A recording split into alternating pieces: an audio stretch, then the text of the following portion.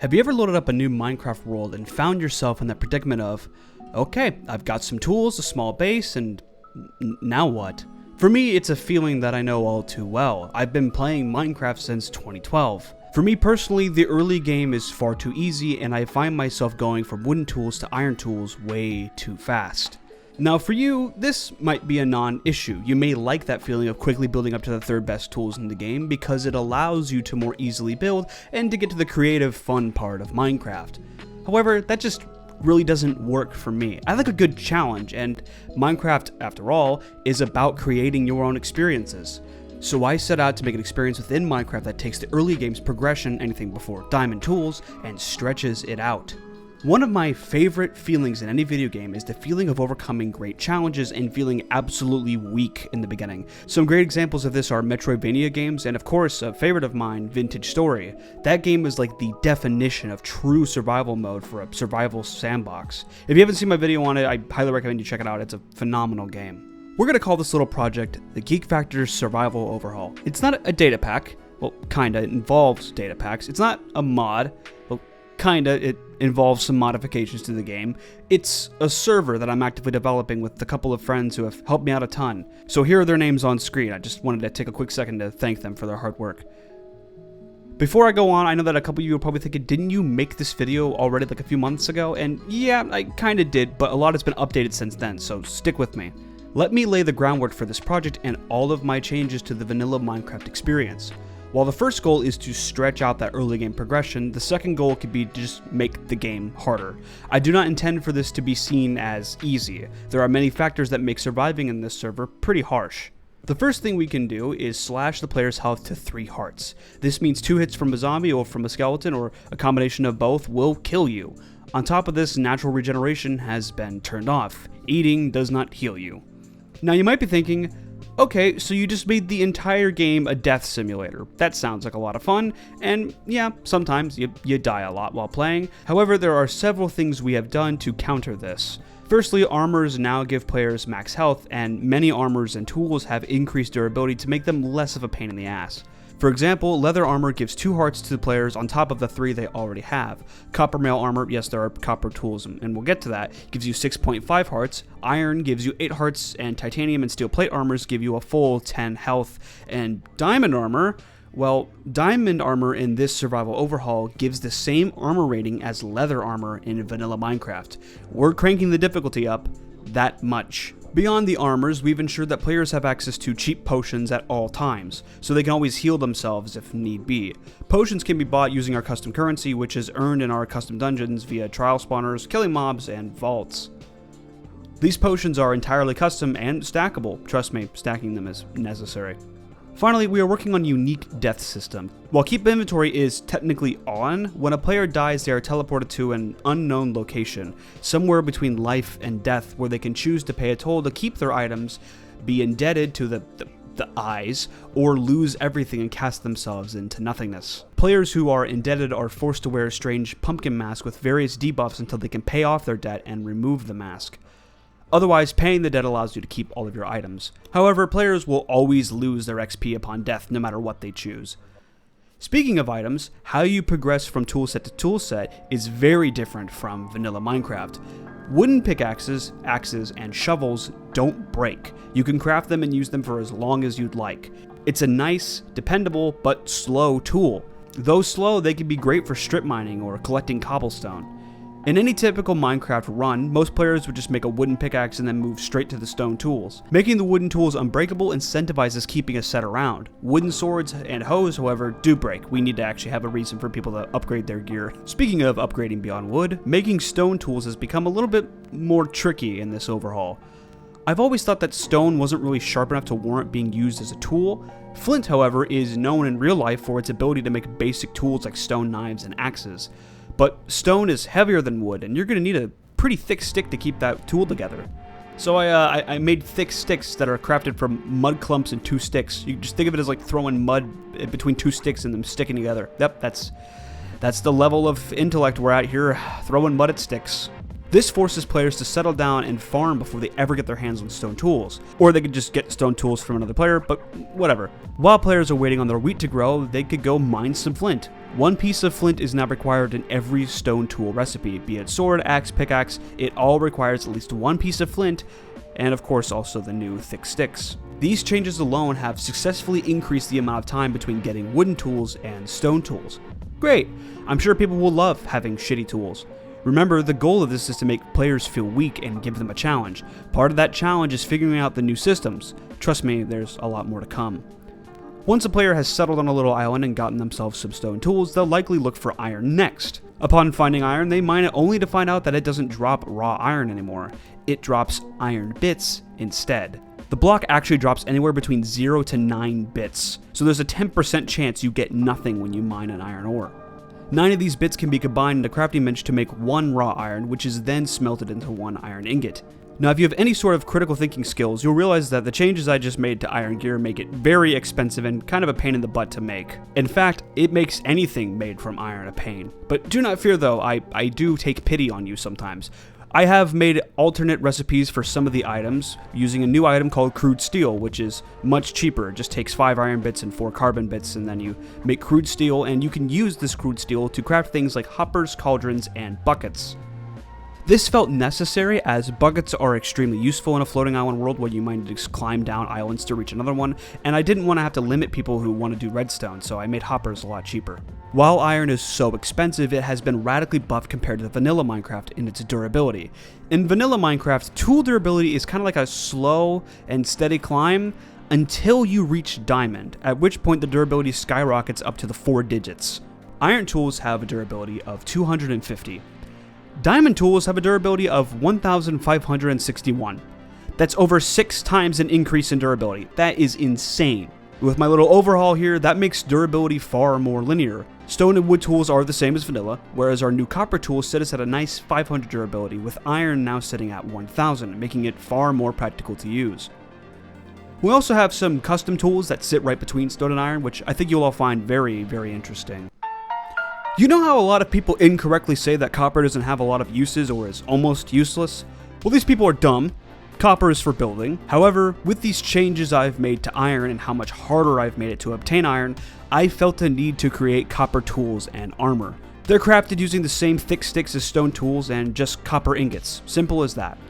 They've even got their own textures made by our lovely server artists. They feel very vanilla, and we wanted them to kind of fit that vibe. The copper tools more or less sit right between stone and iron tools. The copper armor is where things get a little bit more interesting. Copper armor is slightly weaker than chainmail, sitting at 6.5 hearts while chainmail has 7. But it has one really awesome advantage: knockback resistance. Each piece of the armor gives you 0.5 knockback resistance for a total of 2 when wearing the full set. Any smart viewer realizes that 2 knockback resistance is exactly half of what netherite gives you. With this simple tweak, I gave players a choice. Do I favor having slightly more health, or do I favor not falling off an island when I'm attacked? That feeling of choice is something that I personally feel Minecraft is missing in its progression. I've talked at length about how I think Minecraft needs more horizontal progression, but with any kind of discussion about that, there come people that will inevitably argue with me. So just to be clear, this is my personal opinion. If you don't like what I'm about to say, or what I've done thus far with the vanilla mechanics, that's fine. You don't have to. Minecraft is about making your own experiences. Your experience will not be the same as mine, and that's okay. With that out of the way, this copper armor thing got me thinking. What if I gave players specialized tools to fill certain roles? And with that, bronze alloy tools were born. For the sake of simplicity, I decided not to make any bronze armor sets, but we do have bronze tool sets in the form of tin bronze and bismuth bronze. Crafting these tools requires players to obtain bits of metals from various stone types. Something that has always bugged me since 1.8 came out was that the new stone types really just didn't feel very good to mine. I always felt annoyed. I can't make tools with them. They're just kind of in my inventory cluttering it up. I understand that people like to build with them, and I do too. However, in survival mode, I'm not usually using them very often, so they just kind of clutter shit up for me. With this new alloy system, I pretty quickly came up with a reason to use these various stone types. By mining granite, diorite, and andesite, players can sometimes obtain various bits of metals. These include zinc, tin, bismuth, titanium, carbon bits, iron bits, and sometimes just straight up raw copper. Now, if RNG really isn't your thing, and trust me, I get it, there's an NPC at the admin shop who will give you whatever bit you like with the associated stone for a pretty small fee. Each stone type comes with certain bits. If you're mining granite, you'll likely find tin and copper. If you're mining diorite, you'll likely find zinc or iron bits, and andesite will give you bismuth. Tuff also gives you something. It gives you clear quartz, which is a cheap alternative to making glass without sand, but that's not really part of this section, and I didn't really know where to put it, so yippee! To make alloys, you simply need 4 raw copper, 2 of either tin or bismuth, and 1 zinc in a crafting table. Tin bronze and bismuth bronze specialize in 2 distinct areas. Both sets of tools have 750 durability, fitting them right between copper and iron, but they have distinct jobs and designs. We'll start with tin. Tin is all about speed. Their base item is golden tools, so while you're not going to be mining anything like iron with this, you will be speeding through the various stone types.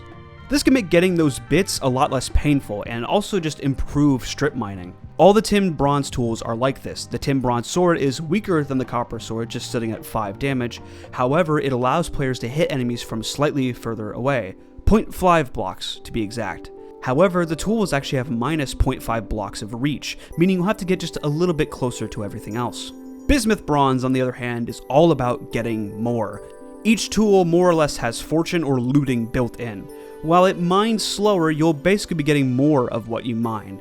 This tool's base is a stone pickaxe, not gold like tin bronze, but they do have these unique green and gray designs that I quite like. Our artists did a really good job.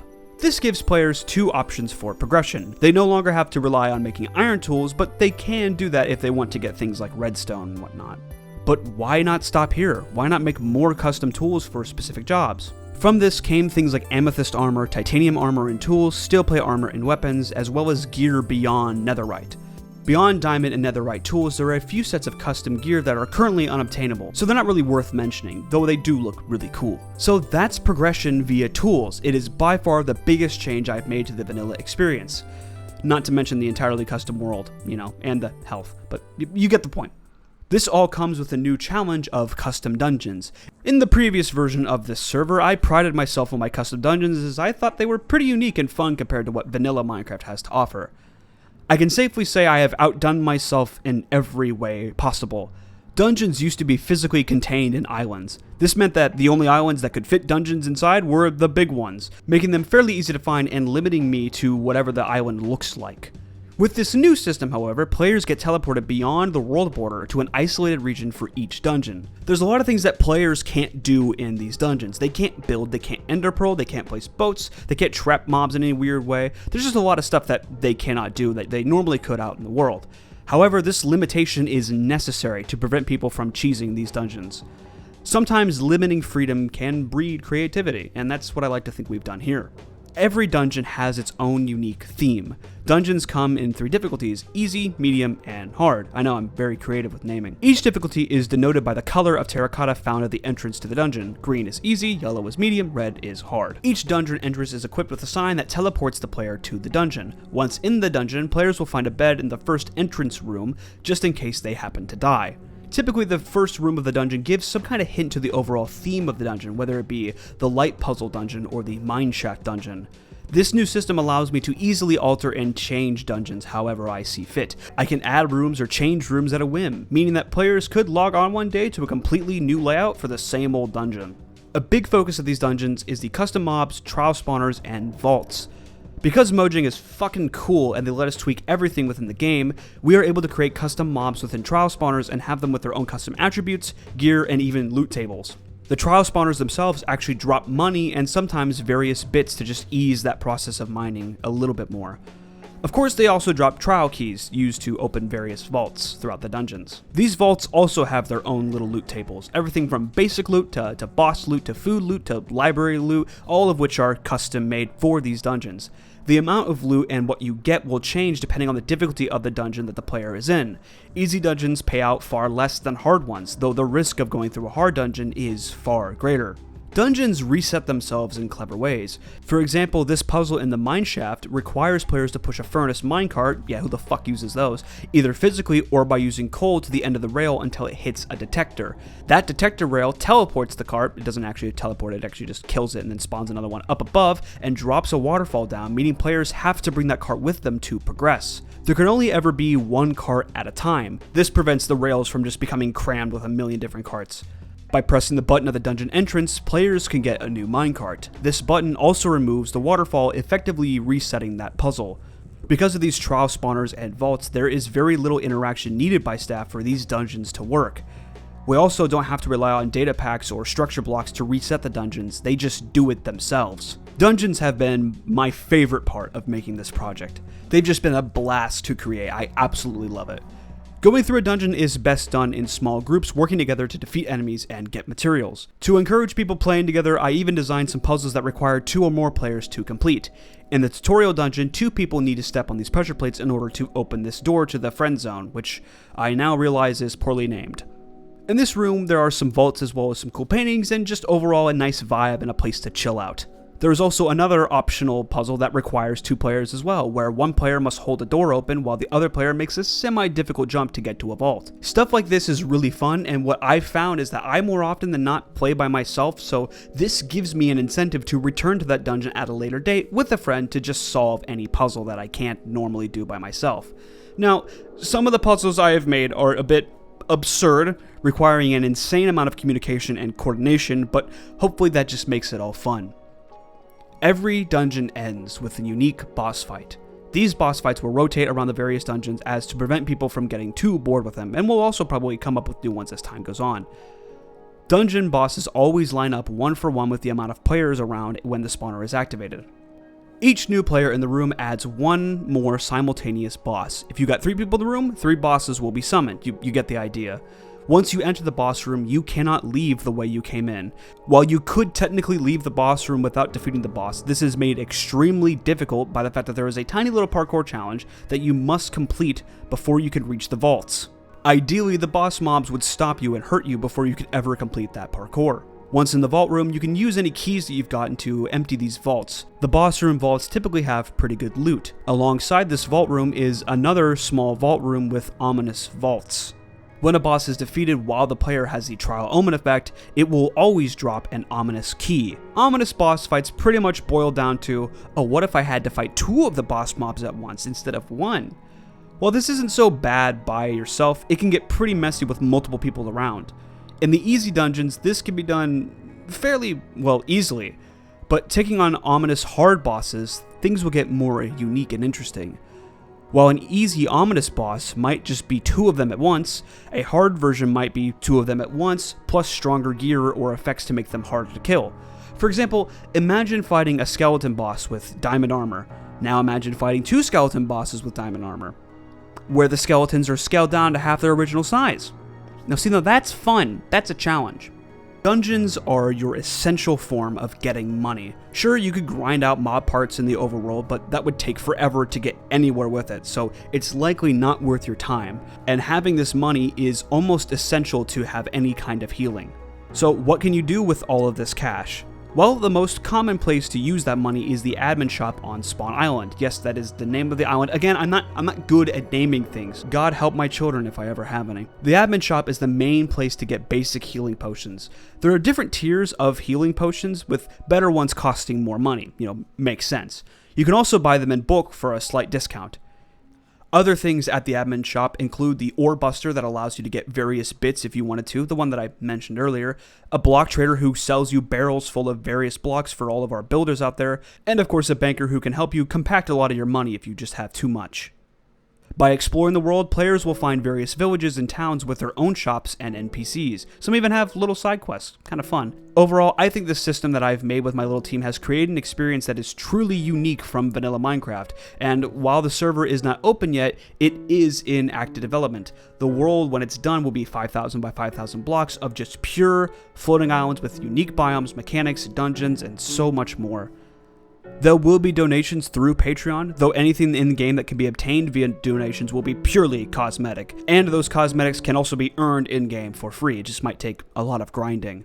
And to be clear, if you're under the age of 18, I don't want your money. In fact, we actually make that a rule. If you donate to us and you are under 18, we will ban you. We will refund you from the Patreon, and we will ban you. We don't want your money. Keep your money. If you're interested in this project, you can join the Discord in the description below, and you'll find the server there. Finally, tell me what you guys think of these changes I've made in the comment section below. I'd love to hear critiques, real critiques, not just stupid name calling. I'd love to also hear creative ideas about the server. We've been working hard on it lately, and I'm hoping to have a 2-week-long beta here, but probably before the month is out. Anyway, that's all for today's video. I want to thank you guys so much for sticking around. This video has been a ton of fun to make. I love making videos about creative projects I'm working on because I get to show off all the cool stuff I'm making and do it in a way that involves my other passion of making videos. If you want to support me directly, you can become a member of the channel for as little as $3 a month. You get access to all of my videos early, as well as a cool custom badge, and you get to ensure that my income on YouTube is just a little bit more stable. Anyway, that's all for today. I'll see you guys all in the next one. Bye bye!